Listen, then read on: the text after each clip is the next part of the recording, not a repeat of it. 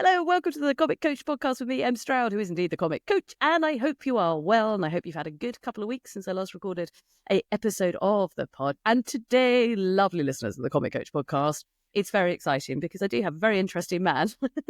And because he's, the look. If you watch on YouTube, you'll have seen the look there. He's a fabulous soul, and I am so pleased that today I am joined by the fabulous Chris Cummings. Hello, Chris. Hello. Great to be here. Thank you for having me, Em. I feel very privileged and try and be as interesting as possible. I mean, you are lovely and delicious and awesome. So, lovely listeners, if you haven't worked it out, Chris and I do know each other, and we have worked together. It's quite a few years now, isn't it?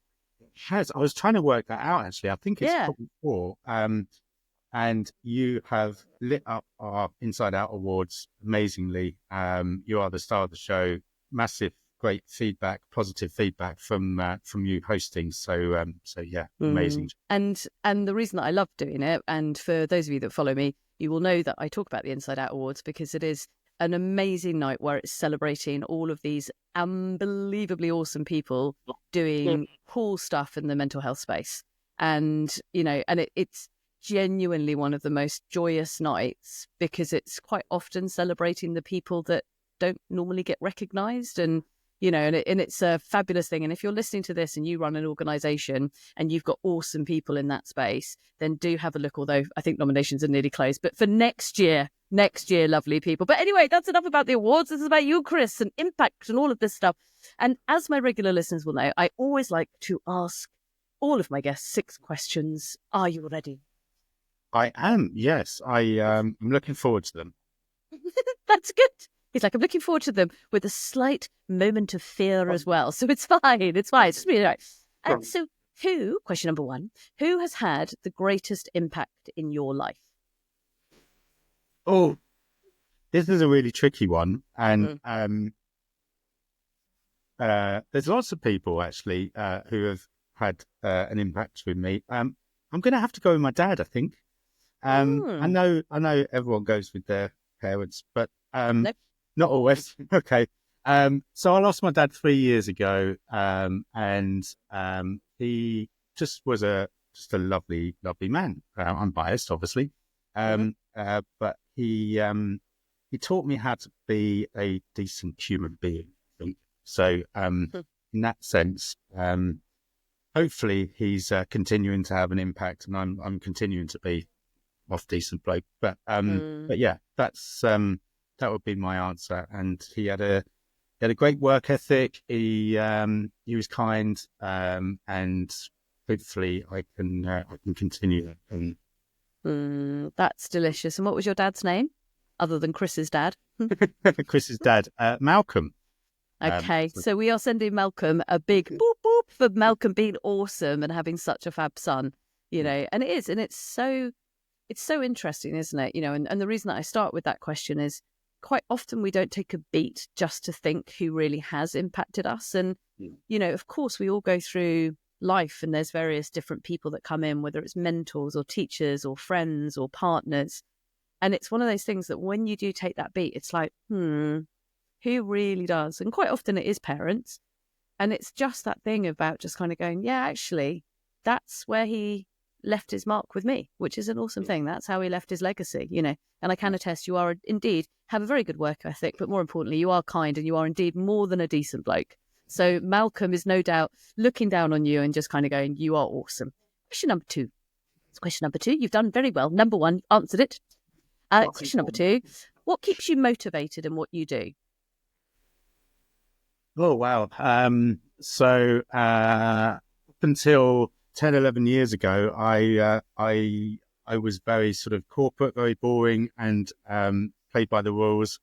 And thankfully, through personal circumstance, discovered a life of purpose in work 10 years ago. So that greater good that we're trying to do, we can't do it alone, but Rob and I, with the awards and with the Wellbeing at Work summits, we try and create or influence how the workplace can be a better place to be, and hopefully we're doing a half decent job on that. So it's amazing to actually do something that gives you purpose and drive and motivates you, and you feel like you're doing something bigger than just a job. So it doesn't really feel like going to work, to be honest. And I know we were chatting before about what you're doing, and that feeling that you get. It's quite special. So yeah, I think that greater impact on what we're doing with work is definitely keeping me motivated and gets me up in the morning. And it's an interesting thing, isn't it? Because, lots of people talk about motivation and they might just be doing a job, and people might be listening to this kind of going, well, motivation is like a kind of lofty goal, because actually all I'm doing is, I'm earning money to keep everything ticking over, and I think you and I are in that very privileged position where we've made choices so that we can truly be doing purpose-led work and what makes our heart sing and things like that. But I think what I've really learned, especially over the last few years, is that all of us can do that, and it just means that you just sometimes, in order to get to there so that you don't have to feel like you're at work, it might take you 1 year, 2 years to make those changes, but it is possible if you're brave. And the rewards are huge when you allow yourself to go, this is what I want to do. And then, strange enough, motivation is not a thing, is it? Absolutely. And you could find motivation and purpose in many areas of your life as well. It doesn't always have to be what you're doing as a day job. There's some amazing parents out there who are, doing an amazing job with their kids. There's lots of areas of life where you can find purpose. Just my neighbour, who is one of the best women ever, and she's in her 80s, and we have movie nights with her. She's on her own. We try and keep her, connected. She's having a ball as well. She's got a better social life than me, so there's no fear of her. But just having that connection there and having that purpose, it gives you so much good feeling inside. So you can always find purpose and motivation in many areas of your life, I think. And I think that's a really true point, because it is, it's very easy to always look through a work lens. It's like, and actually, it is those things of, through different stages of our lives, we can be motivated, as you say so beautifully, like by our kids, by our family, by holidays. It's that thing of just allowing yourself just to take that beat to go, what is the thing that lights us up, and we just happen to be lucky that we're doing it as our jobs as well. Very good. Question number 3. How do you play? How do I play? I do a lot of traveling, which is good. So that always keeps me excited. I'm again fortunate enough with the work that I do that takes me to areas of the world where it's quite nice. We tend to follow the sun as well, so that's quite nice. So that is certainly one area. Hanging out with friends, I just love having mates over and cooking and having a good old laugh. So yeah, that tends to be my playtime. It's that community, isn't it? It's that community and that connection. And and as regular listeners will know, I've identified that there's 12 ways that adults play, and one of the ways that you're describing there is the explorer.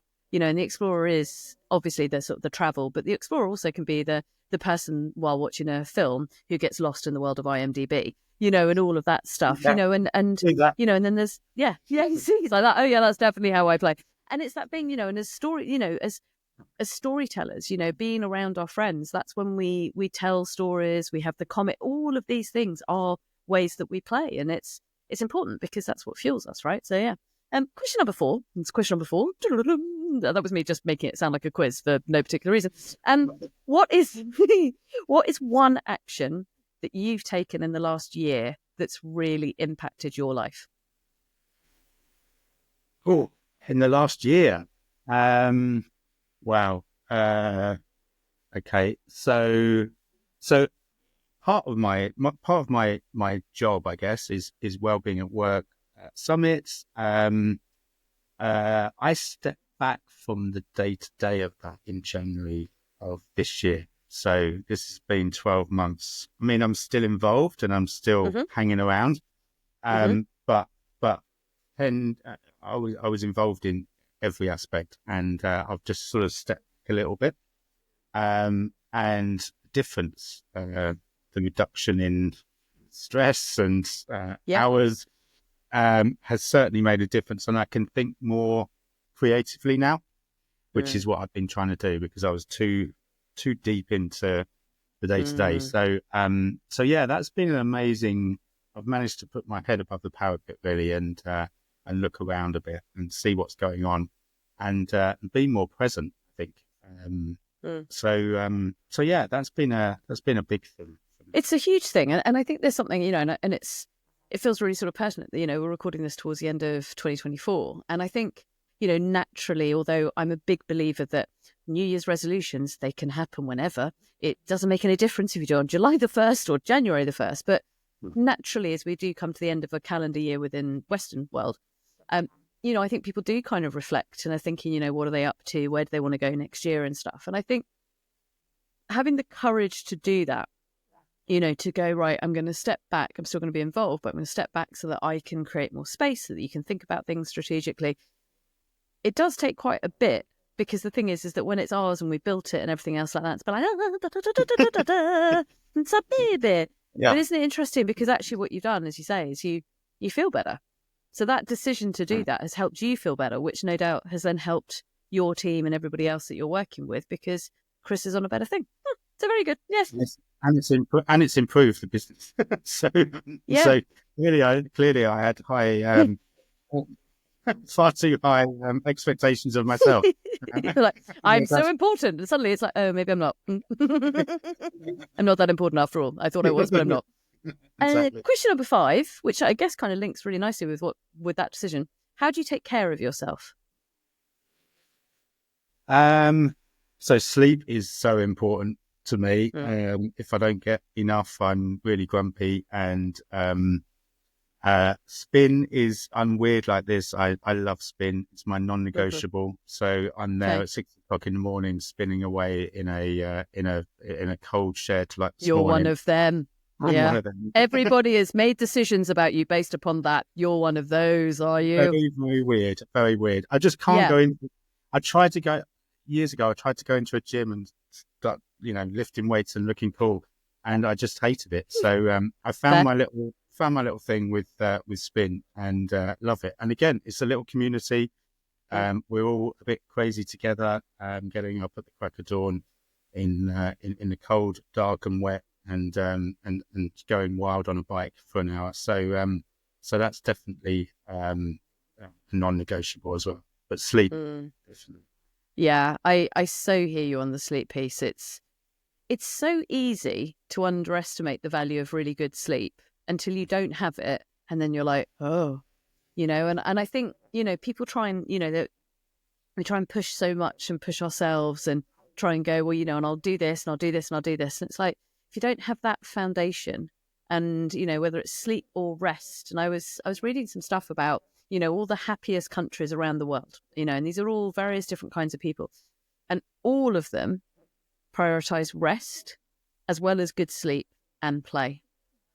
And, and I think, it's that thing, isn't it, where you just sort of go, if you don't look after that, everything else is going to be a bit skewed. And I think it's so important. So thank you. And the spin thing, you can carry on doing at 6 o'clock in the morning. I'm going to carry on going to the gym and doing boxing. But it's that thing, isn't it? Of you find your thing. And as long as you found your thing that lights you up, and like you say, doing it with some other people, it's like, we're here at 6, quick, let's go, music, go, lights, go, it's fine. It's like, holy moly. Yeah, and you're like, this is the best thing in my life ever. No, and I'd be like that. No, it's too early. Lights at 6 o'clock in the morning. Turn the lights down. Yeah, just nice and calm. And then finally on the quick quiz, which isn't a quiz at all, it's just some questions. What have you been thinking about in the last couple of days? What's been in Chris's head? I'm off to Thailand at the end of the week, and so the only thing I've been thinking about is that really. Again, very fortunate. It's my partner's 50th. We're going away for Christmas, and can't wait. And all we've been thinking about, and my partner's very crazy and just gets very uptight about trips. So I've tried to be the calming influence around that. But we're digging out our backpacks and we're off. Oh, amazing. So are you going to go around to different islands and things like that? Oh, we have a whole spreadsheet planned from Control Freak. Fine. So But again, that I've had is, zero say. yeah, you're like, oh, I'm doing this on this day. I'm like, okay, fine. Thankfully, not too many things in that spreadsheet, so there is a bit of Okay. calm and chill time as well. But yeah, we're going to be doing monk chanting and all sorts of Oh, my word. That sounds things. so delicious. And Mm. everybody sitting listening to this in the cold grey of December in the Thanks, UK will be like, I thought I liked Chris. I was with him until he said spin and then holiday. Now I'm not quite so I know, sure, though he seems like a nice guy. well. Malcolm did I well, know. but we're still not sure. And so within, when you kind of are thinking about next year and obviously kind of with your journey, as you say, from going from corporate to then setting up your own stuff and doing all of that, when you're thinking about where the world of well-being is, what do you think is going to really shift over next year? What do you think is really going to make an impact to people? What are you hearing? What are you seeing? I'm just kind of curious. I just look, I mean, there's often people talk about trends and what's going to happen and all this. I just think as a world we're waking up to being hopefully a better world and creating a better place to live. Now, there's still lots of stuff happening in the world that is not aligned to that. But I think that the growth in our own health, our own being, looking after ourselves, like you say, rest and really finding that purpose in life. I think there's an awakening happening personally, and I think we're not tolerating some of the old ways. So I think that continued rise of no, we're going to do things differently. It's going to continue, and rightly so. I think there's a big shakeout happening. I agree. Of the world. I mean, if you talk to my partner, he'll say the planets are aligning and all that sort of stuff. But I'm a little bit less, a bit more skeptical around that. But certainly, I feel as a human race, I think there's a shakeout. And I think you're right. And I think, lots of young people are maligned by various forms of the media and things like that. And actually, I think what I'm really witnessing with young people all the way from my son's age, all the way from 12, all the way up into sort of my mid-20s, which is where my nephews sit, is like actually they've really come back to that whole, you've got to look after yourself and you've got to know and it's okay to say no to stuff and it's okay to prioritize what it is that makes you feel better, because working, this constant thing about growth, and I'm all for capitalism, all for people being abundant and everything else like that, but it's that, at what point have we got enough? At what point, if you're like, actually, you know what, we've hit this target and maybe let's just hit that same target again, because then we've all got enough, and it's that. And I'm so with you, and I love the fact you're like these trends and stuff, because trends come and go.